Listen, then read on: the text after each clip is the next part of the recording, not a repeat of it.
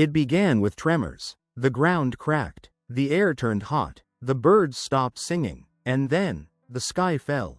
Not for a day, not for a week, but for 7 months. From May to December of 1754, the Philippines was swallowed by one of the most powerful volcanic eruptions in recorded history. Taal, a volcano often dismissed for its size, unleashed destruction that reached as far as Manila, burying towns, boiling rivers, and sending darkness over Luzon. What followed was a catastrophe that reshaped lives, landscapes, and memory. Whole communities vanished, churches were swallowed, lakes changed shape, and for centuries, this story has been forgotten, overshadowed by politics, war, and foreign conquest. But on that day, in that year, Taal didn't just erupt. It changed history. Taal was no stranger to eruptions. It had exploded multiple times before, 1591, 1645, 1709, but none were like what was to come. Nestled within a serene lake in Batangas, Taal was deceptive.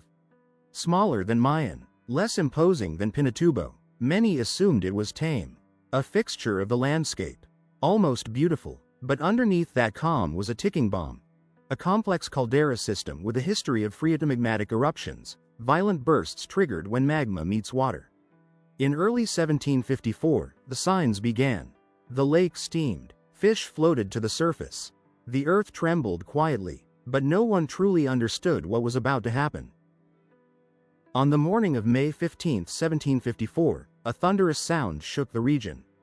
Ash rose from Taal's crater, darkening the sky and raining fine particles on nearby villages. People prayed, some fled, others stayed, assuming it would pass. But it didn't pass. Instead, it grew worse. What began as a single eruption turned into a sustained volcanic assault, one that would stretch on for over 200 days. By mid-June, visibility was near zero.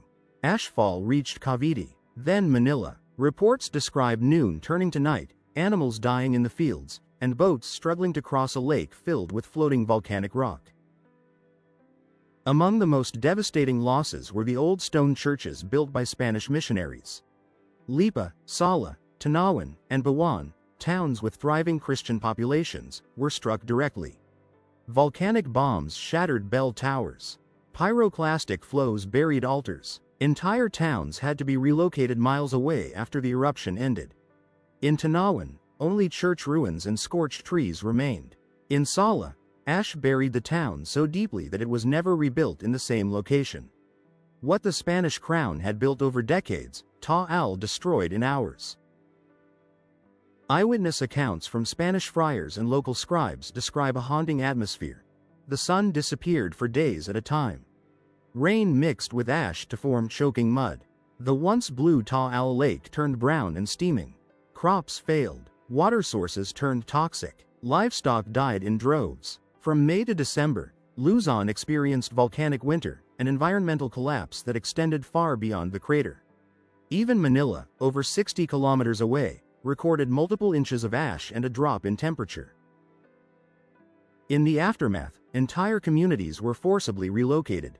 Tanawan was moved to its present location, 14 kilometers inland. Lipa, Sala, and Bawan were also resettled. Families left behind ancestral lands, taking only what they could carry. In the process, countless stories, traditions, and historical records were lost. Oral histories were scattered, burial grounds and markers disappeared beneath volcanic debris. And so, the eruption didn't just destroy land, it fractured cultural continuity. The 1754 eruption is one of the most well-documented disasters in Philippine colonial history, yet remains largely forgotten in modern public memory. Spanish friars kept detailed journals. Church archives recorded the damage and resettlement orders. Letters to the crown described a mountain that eats towns.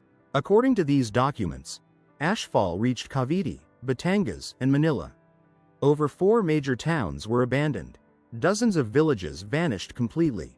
The eruption lasted from May 15 to December 6, 1754.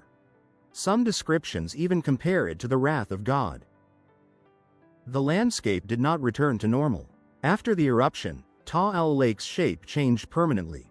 Its surface rose. Its shoreline receded. New islands formed from cooled lava.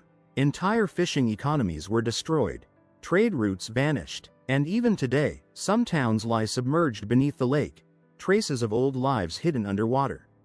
Geologists have confirmed that this was a caldera collapse event, which reshaped the region in ways that satellite maps still detect centuries later. Despite the devastation, many survivors interpreted the eruption through faith. Some saw it as divine punishment, others as a call to humility. Mass processions were held, church bells were rung non-stop in towns far from the eruption zone. Paintings, novenas, and ex voto offerings were created, many now forgotten in small provincial churches. For many Filipinos in the 18th century, survival meant not just escaping fire, but finding meaning in it. Despite its magnitude, the 1754 eruption was pushed aside by other colonial concerns. The Spanish crown focused on rebuilding political order. Wars and revolts took precedence. And over generations, the eruption became a footnote, reduced to fragments in church records and folklore. Today, it remains largely unknown to most Filipinos. Yet it stands as one of the most powerful eruptions in national history, rivaling Mount Pinatubo in scale, but hidden beneath the weight of time and silence. Taal is still active. It erupted as recently as January 2020, forcing tens of thousands to evacuate. But the 1754 eruption remains the worst-case scenario, a reminder of what Taal is capable of. The Philippine Institute of Volcanology and Seismology monitors the area daily. Yet the population around Taal continues to grow. When, not if, another eruption of that scale occurs, the question is not whether the science is ready. The question is, will the people be? History doesn't always leave ruins. Sometimes, it leaves nothing but silence. The eruption of Taal in 1754 erased entire towns, changed the shape of a lake, and altered the future of an entire province. Yet today, most don't know the names of the communities that once stood where water now flows. To remember this event is not just to recall a disaster, it is to honor those who fled, those who stayed, and those whose names are buried beneath ash and lakebed. Because on that day in 1754, the sky didn't just fall. It rewrote the land below.